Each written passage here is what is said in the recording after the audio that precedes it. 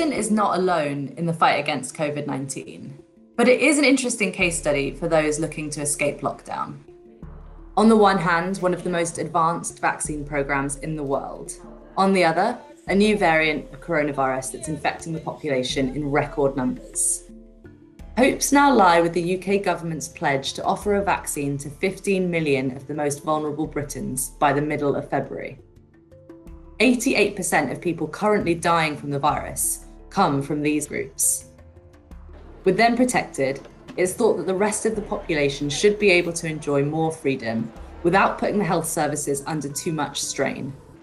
That moment may come after the February half-term, although we should remain extremely cautious about the timetable ahead. But whether the vaccination target will be met and whether it will be enough to end lockdown are two very different questions. And a lot could happen between now and mid-February that would change the outcome of both. Here's what to look out for.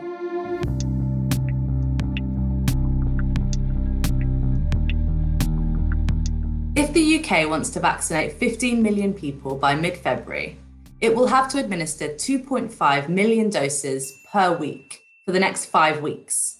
At the moment, that figure's closer to 2.1 million per week. And Britain's Health Secretary has suggested delays in scaling that up are down to the limited supply of vaccines.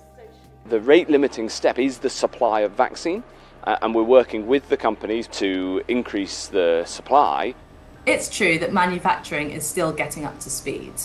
And there are even shortages of the glass vials that batches are transported in. But bringing enough vaccination sites on stream and hiring enough people to man them is also presenting challenges. The government has set out plans for 2,700 vaccination centres, including hospitals, doctor surgeries, pharmacies, and up to 50 mass vaccination sites. At the same time, the NHS has hired 80,000 professionals to run the campaign. But frustrations have mounted about how quickly the programme is being set up, and policymakers are already looking at other ways to accelerate uptake.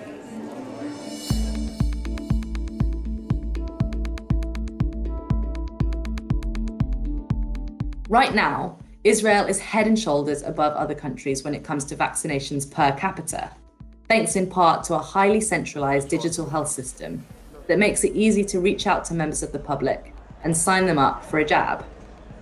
Britain has started to follow this lead by sending out vaccination letters from central government.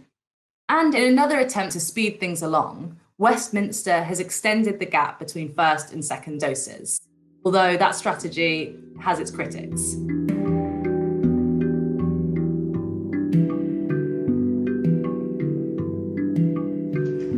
When Pfizer and BioNTech and Oxford and AstraZeneca completed their clinical trials, they recommended a 3-week gap between first and second doses.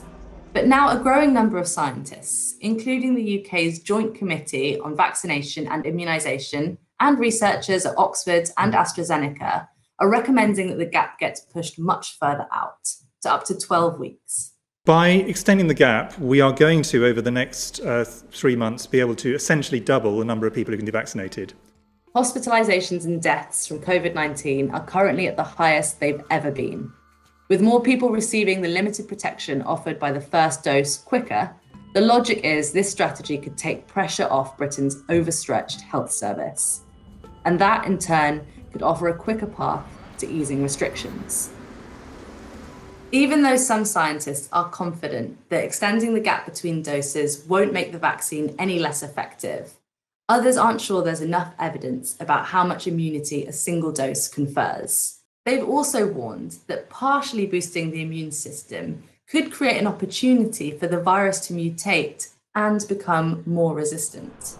If that happens, all hopes of a swift exit from the crisis will be dashed. Thankfully, at the moment, there isn't evidence that this is likely to happen.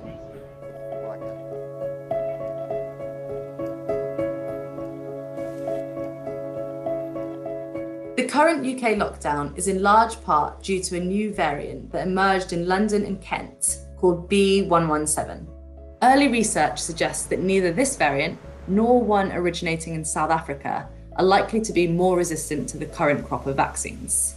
But experts have warned that we should be prepared for many more variants to emerge this year than last, as the virus adapts to its new human host. If new variants evade both natural and vaccine-induced immune responses, the vaccines can be tweaked to catch up. But analysts say this could take anywhere between 1 and 9 months, depending on what regulators demand.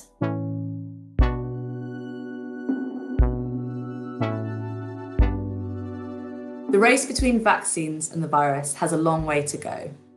But the new variants that popped up last year have given COVID-19 a head start. Whether the UK hits its vaccination target of 15 million people by mid-February is hugely important, but not just for the sake of easing the lockdown here. If vaccines don't catch up with the virus soon, we could all find ourselves back on square one, with a new variant pulling far ahead.